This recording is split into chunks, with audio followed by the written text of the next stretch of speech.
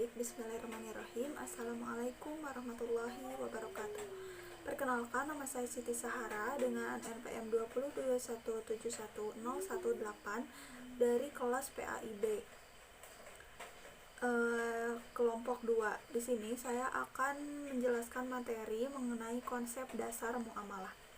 Secara bahasa, kata muamalah berasal dari bahasa Arab, yaitu muamalatan, dari masdar, yaitu dari kata amilu yu'amalu muamalatan, yang berarti saling bertindak, saling berbuat, saling melakukan, dan saling menukar, yang artinya perbuatan yang melibatkan lebih dari satu orang yang nantinya akan menimbulkan hak dan kewajiban. Menurut Rashid Ridho, muamalah ialah tukar-menukar barang atau sesuatu yang bermanfaat dengan cara-cara yang telah ditentukan. Kemudian, menurut Idris Ahmad, muamalah merupakan aturan Allah yang mengatur hubungan manusia dalam usahanya untuk mendapatkan alat-alat keperluan jasmani dengan yang paling baik. Dan ada juga pendapat menurut Hudari Baik, muamalah ialah semua akad yang membolehkan manusia saling menukar manfaat. Dalam ilmu fikih, muamalah memiliki dua pengertian. Pertama, pengertian dalam arti luas, dan yang kedua dalam arti sempit. Muamalah dalam arti luas ialah aturan Allah yang mengatur hubungan manusia dan usaha mereka dalam mendapatkan kebutuhan jasmani dengan jalan yang terbaik. Kemudian dalam arti sempit, muamalah merupakan kegiatan tukar-menukar suatu barang dengan sesuatu yang bermanfaat dan menggunakan cara-cara yang sesuai dengan aturan Islam.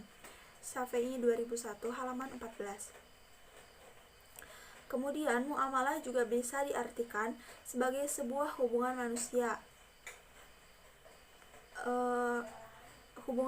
manusia dengan manusia lainnya yang dibatasi oleh syariat. Syariat itu terdiri dari hak dan kewajiban.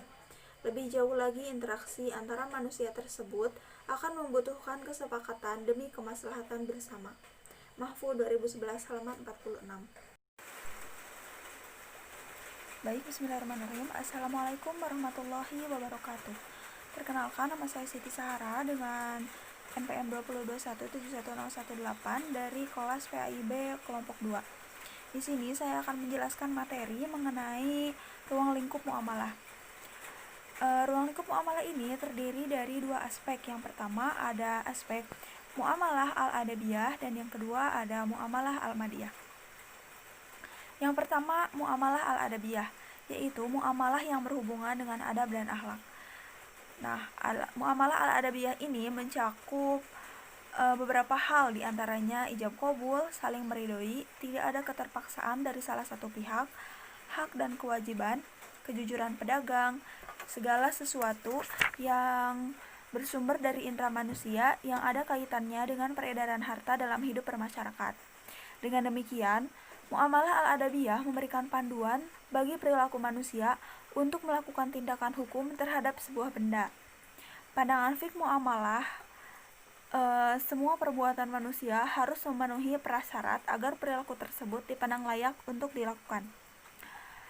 Kemudian yang kedua ada muamalah al-madiyah, yaitu aturan yang ditinjau dari segi objeknya menimbulkan kemaslahatan atau kemadaratan. Nah, para ulama berpendapat bahwa muamalah al-madiyah ini merupakan suatu muamalah yang bersifat kebendaan, karena objek fikih muamalah adalah benda yang halal, haram, subhat untuk diperjualbelikan, benda-benda yang memadaratkan, benda-benda yang mendatangkan kemaslahatan bagi manusia. Muamalah yang bersifat madiyah mencakup beberapa hal, diantaranya yang pertama ada al-bai'at tijarah, yaitu jual beli, merupakan transaksi atau tindakan yang telah disyariatkan oleh agama Islam dalam arti telah ada hukumnya yang jelas dalam Islam. Kemudian yang kedua ada ar-rahn atau gadai, yaitu menjadikan suatu benda yang mempunyai nilai harta dalam pandangan syara untuk kepercayaan suatu utang, sehingga memungkinkan mengambil seluruh atau sebagian utang dari benda tersebut. Atau saya artikan bahwa gadai ini merupakan upaya meminjamkan barang berharga dengan imbalan pinjaman yang harus dibayarkan. Kemudian yang ketiga ada kafalah wadaman, yaitu jaminan dan tanggungan. Jaminan adalah menanggung atau penanggungan terhadap sesuatu, yaitu akad yang mengandung perjanjian dari seseorang di mana padanya ada hak yang wajib dipenuhi terhadap orang lain dan berserikat bersama orang lain itu dalam hal tanggung jawab terhadap hak tersebut dalam menghadapi penagih atau utang. Sedangkan daman berarti menanggung hutang orang yang berhutang. Nah, menyatukan tanggung jawab orang yang dijamin dalam komitmen untuk menunaikan hak wajib, baik itu waktu itu atau masa yang akan datang. Nah, kafalah dan daman ini hanya pernyataan sepihak saja dari seorang penjamin dan hanya berlaku bagi harta yang berhubungan dengan manusia, tidak termasuk dengan hubungannya dengan Allah Subhanahu wa taala. Misalnya hukum kisos, di mana hukum kisos ini tidak bisa diwakilkan. Kemudian yang keempat ada hiwalah, yaitu pemindahan hutang. Maksudnya pemindahan hak atau kewajiban yang dilakukan seseorang atau pihak pertama kepada orang lain atau pihak kedua untuk menuntut pembayaran hutang dari atau membayar hutang kepada pihak ketiga, karena pihak ketiga berhutang kepada pihak pertama. Baik pemindahan atau pengalihan itu dimaksudkan sebagai ganti pembayaran maupun tidak. Penjamin hutang ini bertugas bahwa dia mempunyai kewajiban membayar hutang atau tanggungannya itu pindah kepada orang yang menjamin pelunasan hutangnya. Kemudian yang selanjutnya ada taflis, yaitu jatuh bangkrut. Adalah seseorang yang mempunyai hutang seluruh kekayaannya habis. Maksudnya bahwa hutang seseorang yang menghabiskan seluruh hartanya sehingga tidak ada harta yang tersisa. Jadi semua hartanya itu habis untuk pembayaran hutang-hutangnya. Kemudian yang selanjutnya ada asyirkah atau perseroan, yang dimana syirkah ini dibangun atas prinsip perwakilan dan kepercayaan, karena masing-masing pihak yang telah menanamkan modalnya dalam bentuk saham kepada perseroan, berarti telah memberikan kepercayaan kepada perseroan untuk mengelola saham tersebut. Maksud syirkah ini yaitu suatu akad kerjasama antara dua orang atau lebih untuk suatu usaha tertentu, di mana masing-masing dari pelaku usaha tersebut itu berkontribusi dana untuk kemajuan usaha tersebut, dengan kesepakatan bahwa keuntungan dan kerugiannya itu ditanggung bersama sesuai dengan kesepakatan yang telah disepakati. Sekian pemaparan materi dari saya kembalikan kepada moderator. Assalamualaikum warahmatullahi wabarakatuh. Di sini saya akan membahas mengenai prinsip-prinsip dalam bermuamalah. Manusia sebagai makhluk sosial tentunya tidak dapat dipisahkan dari manusia lainnya. Berkat kasih sayang Allah, manusia telah dibekali aturan dalam berhubungan dengan manusia lainnya, tidak terkecuali dalam hal bermuamalah. Adapun prinsip-prinsip dalam bermuamalah diantaranya yang pertama, segala bentuk muamalah pada dasarnya adalah mubah atau boleh, kecuali ada nas Al-Quran ataupun hadis Nabi yang melarangnya. Yang kedua, masalah muamalah termasuk masalah duniawi, artinya urusan muamalah berbeda dengan urusan ibadah, di mana dalam ibadah semua hal dilarang kecuali ada perintah. Sedangkan dalam muamalah semuanya boleh dilakukan, kecuali perbuatan itu ada larangannya. Oleh karena itu, semua bentuk transaksi dan akad muamalah boleh dilakukan oleh manusia asal tidak bertentangan dengan ketentuan syara. Yang ketiga, muamalah harus dilakukan atas dasar sukarela, tanpa mengandung unsur-unsur paksaan. Muamalah harus berdasarkan atas persetujuan dan kerelaan antara kedua belah pihak. Artinya, Azas dalam bermuamalah adalah kerelaan antara kedua belah pihak. Seperti apapun bentuknya, akad dan transaksi bermuamalah selama kedua belah pihak telah rela dan sepakat serta tidak ada melanggar ketentuan syara, itu diperbolehkan. Yang keempat, muamalah dilakukan atas dasar pertimbangan mendatangkan manfaat dan menghindari madarat. Yang kelima, adat kebiasaan yang berlaku.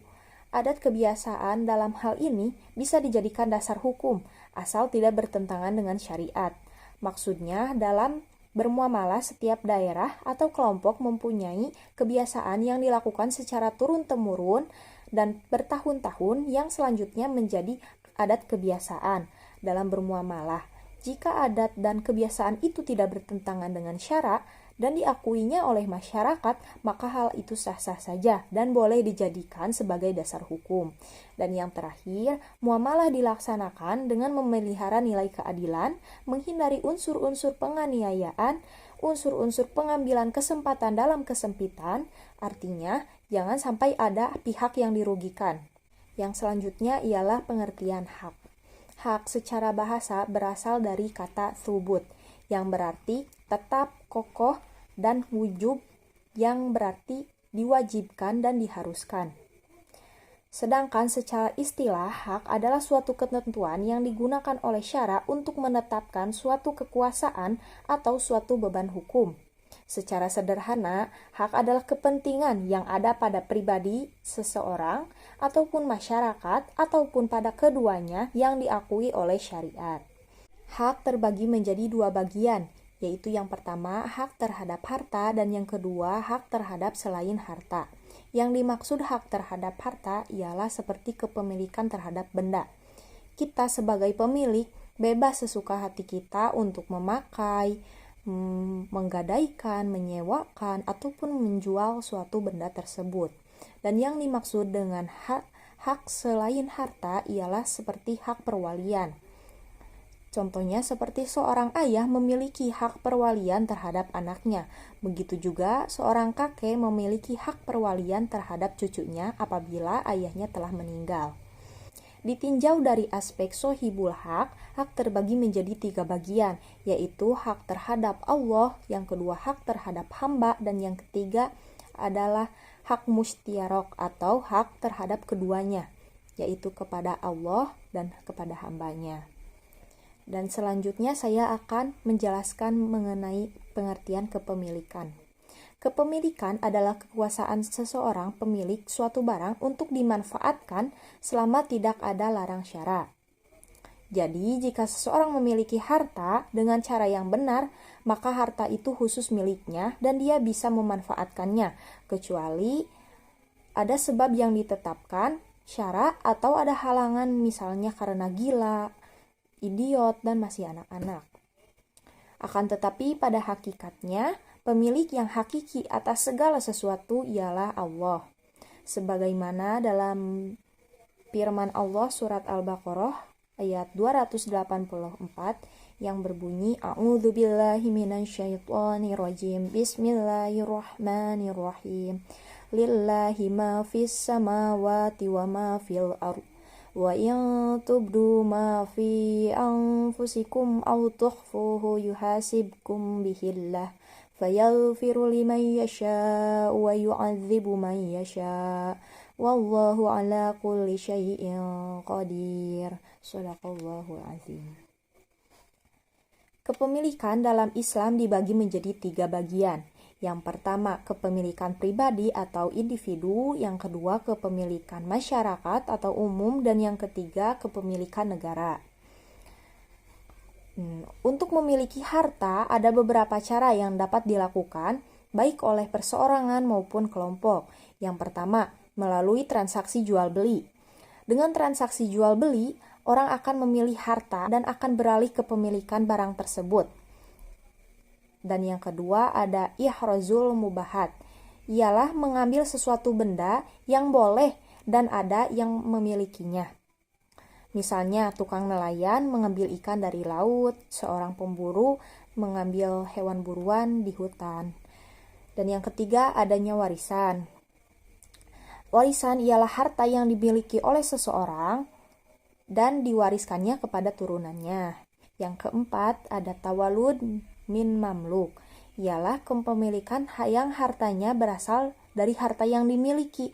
Contohnya seperti kita memiliki seekor kambing dan seekor kambing itu memiliki anak, maka otomatis anak kambing dari itu merupakan milik kita sendiri. Yang kelima, ada harta pemberian dari negara terhadap rakyatnya, seperti contoh tunjangan COVID-19 yang diberikan oleh pemerintah terhadap rakyat. Dan yang terakhir, ada harta yang didapatkan dengan tanpa keluar harta ataupun tenaga sekalipun, seperti harta yang diberikan secara cuma-cuma. Assalamualaikum warahmatullahi wabarakatuh. Saya Endang Sundari. Di sini saya akan menjelaskan mengenai pengertian harta, pengertian akad, serta rukun dan syarat akad. Yang pertama, pengertian harta. Harta berasal dari bahasa Arab, yaitu al-mal, yang artinya condong, cenderung, dan miring. Secara istilah, harta dapat diartikan segala sesuatu yang memiliki nilai. Maka segala sesuatu apapun yang bernilai disebut dengan harta. Nah, dalam Islam sendiri, mendapatkan harta itu bukannya tidak diperbolehkan atau dibatasi, tetapi caranya harus dengan cara halal dan baik. Kemudian, cara membelanjakan harta yang sesuai dengan aturan serta pesan dari Allah Subhanahu wa Ta'ala. Yang pertama yaitu menggunakan harta secukupnya dan tidak berlebih-lebihan. Yang kedua, tidak berbuat mubazir. Dan yang ketiga, tidak boros atau menghambur-hamburkan harta. Kemudian macam-macam harta. Dari segi dapat atau tidaknya dipindahkan, maka harta dibagi menjadi dua, yaitu harta tetap serta benda bergerak. Kemudian dari segi dapat atau tidaknya digantikan, ada misli, yaitu benda yang digantikan dengan harta lain yang sama. Kemudian kimi, yaitu benda yang diganti dengan harga. Kemudian dari segi bernilai atau tidaknya dibagi menjadi dua, yaitu mutawakawam yang artinya bernilai, kemudian goiru mutawakawam yang artinya tidak bernilai. Kemudian pengertian akad. Akad berasal dari bahasa Arab, yaitu al-aqdu yang artinya ikatan, pertalian, dan mufakat. Secara istilah, akad adalah sebuah pertalian atau pertemuan antara ijab dengan qabul yang sesuai dengan ketentuan syariat yang berpengaruh pada objek pertalian. Kemudian ada dasar hukum akad yang terdapat dalam Quran Surah Al-Ma'idah ayat 1, yang artinya, hai orang-orang yang beriman, penuhilah akad-akad itu. Dihalalkan bagimu binatang ternak, kecuali yang akan dibacakan kepadamu. Yang demikian itu dengan tidak menghalalkan berburu ketika kamu sedang mengerjakan haji. Sesungguhnya Allah menetapkan hukum-hukum menurut yang dikehendakinya. Kemudian terdapat macam-macam akad atau transaksi. Yang pertama menurut tujuannya. Ada akad tabaru atau akad tanpa mendapatkan keuntungan, yang dimaksudkan semata-mata untuk mendapatkan ridho serta pahala dari Allah, seperti hibah, wakaf, wasiat, ibra, wakallah, kafallah, hawallah, ran, dan juga kirod. Kemudian ada akad tijari, adalah akad yang dimaksudkan untuk mendapatkan keuntungan. Nah, seperti murabbah, salam, istisna, ijarah mutahiyah bitamlik, serta mudarabah dan musyarakah. Kemudian akad menurut keabsahannya, ada akad sahih atau akad yang memenuhi syarat dan juga rukunnya. Nah, hukumnya adalah perpindahan antara barang, misalnya barang dari penjual kepada pembeli, serta harga dari pembeli kepada penjual. Kemudian ada akad fasid atau akad yang memenuhi rukun tetapi ada syarat yang tidak terpenuhi. Contohnya perpindahan barang, tidak ada perpindahan barang dari penjual kepada pembeli. Nah, tetapi adanya usaha untuk melengkapi syarat yang belum terpenuhi tersebut. Kemudian ada akad batil atau akad yang rukun serta syaratnya tidak terpenuhi. Nah, ini tidak menimbulkan adanya perpindahan barang ataupun harga dari penjual ke pembeli. Begitupun sebaliknya. Rukun-rukun akad. Ada akid atau orang yang bertekad, bisa terdiri dari perorangan ataupun dari beberapa orang. Yang kedua ada ma'qud alaih atau benda yang akan diakadkan. Misalkan benda-benda yang dijual dalam akad jual beli. Kemudian ada maudu'al akad atau tujuan pokok dalam melaksanakan akad. Jika berbeda tujuannya, maka berbeda pula akad yang akan dilaksanakannya. Kemudian ada sigot al-akad atau ijab qabul. Kemudian syarat-syarat akad ada tamyiz atau jelas, ada dua pihak pembeli dan penjual, kemudian sesuai ijab dan kabul atau kesepakatan, kemudian kesatuan majelis akad, kemudian objek akad dapat diserahkan, objek akad tertentu atau dapat ditentukan, objek akad dapat ditransaksikan. Nah, berupa benda yang bernilai dan dimiliki. Kemudian tujuan akad tidak bertentangan dengan syara. Kemudian cara-cara dalam berakad. Yang pertama bisa dengan cara tulisan atau kitabah. Misalnya dua akid yang berjauhan, maka ijab qabul boleh dengan kitabah atau tulisan. Kemudian isyarat.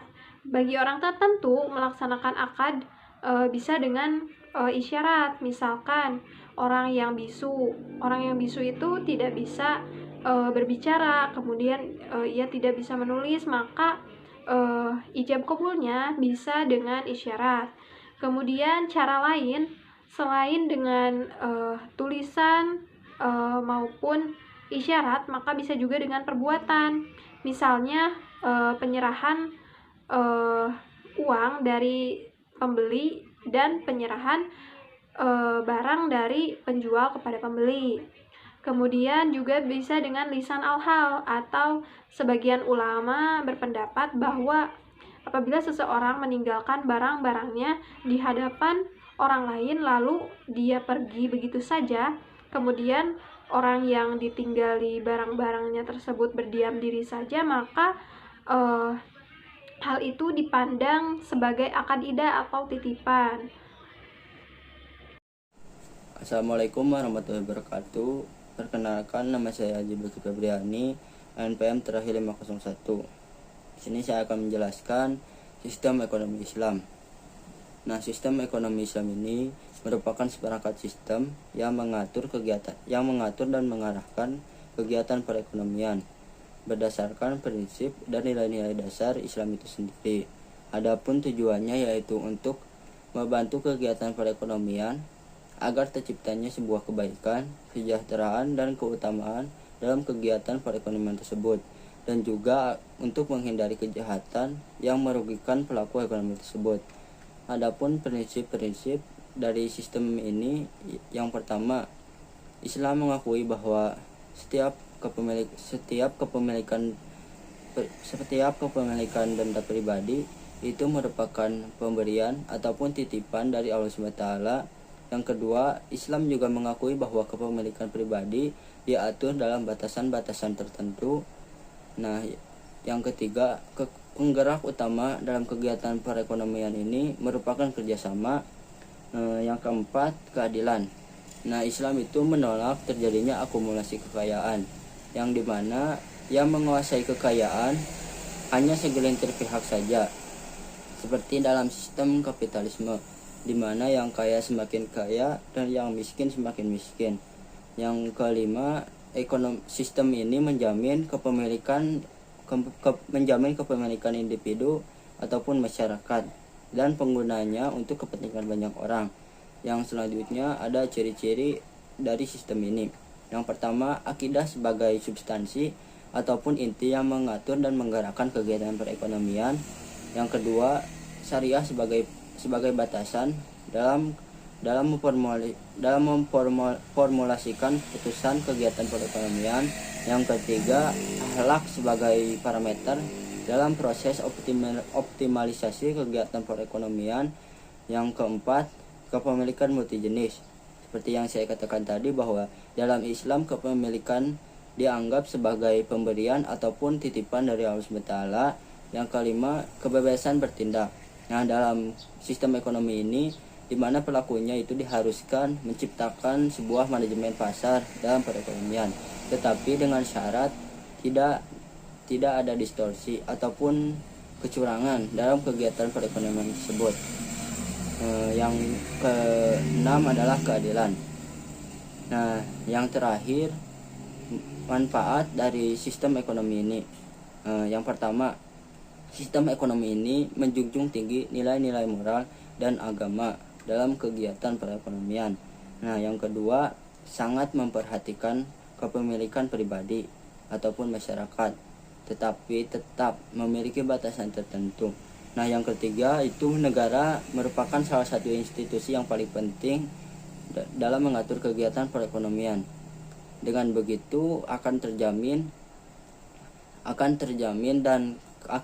keamanannya dalam melakukan kegiatan perekonomian tersebut.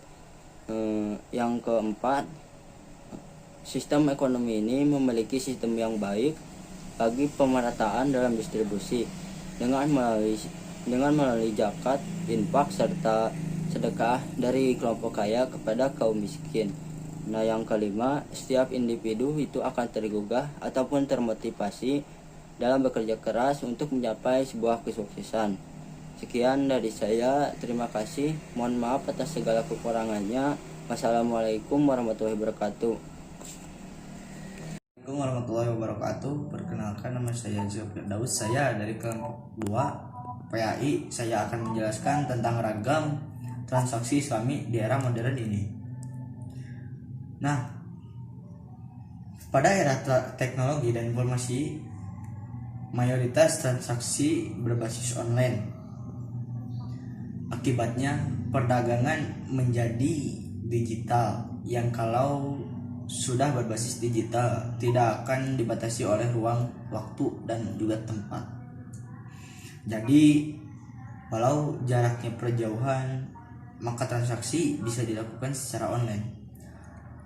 Nah, transaksi secara online ini ada beberapa model transaksi modern yang direspon oleh sebuah fikih muamalah, diantaranya sebagai berikut. Satu adalah transaksi perbankan.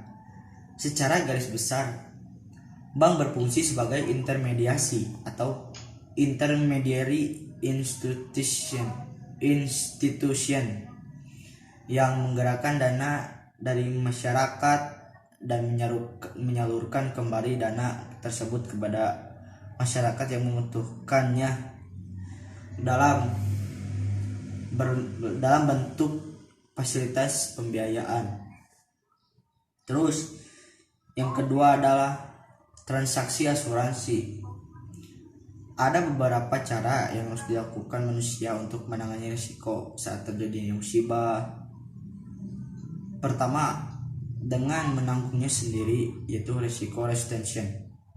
Yang kedua, mengalihkan risiko kepada pihak lain atau risk transfer. Dan yang ketiga, mengelolanya secara bersama-sama atau risk sharing. Nah, inilah cara yang ketiga yang dimaksud dengan asuransi syariah. Asuransi syariah ini dengan asuransi konvensional di antara perbedaan sebagai berikut, yaitu satu, perjanjian asuransi syariah. Yang kedua, dana asuransi syariah. Yang ketiga, pengelolaan dana dalam asuransi syariah. Terus yang keempat, bagi hasil asuransi syariah. Kelima, ada zakat asuransi syariah. Terus yang keenam, pengawasan dana asuransi syariah. 7, status dana asuransi syariah. Dan yang terakhir, jenis investasi atau unit link asuransi syariah. Terus C. Transaksi pasar modal. Pasar modal adalah tempat di mana modal diperdagangkan antara pihak yang memiliki kelebihan modal atau investor dengan orang yang memerlukan modal atau memiliki kelebihan atau issuer untuk mengembangkan sebuah investasi. Pasar modal sama seperti pasar biasa yang pada umumnya, yaitu tempat bertemunya penjual dan pembeli. Dengan objek yang diperjualkan adalah hak kepemilikan perusahaan dan surat persyaratan hutang di perusahaan. Mungkin saya yang itu sampaikan. Maaf bila ada kesalahan. Wassalamualaikum warahmatullahi wabarakatuh.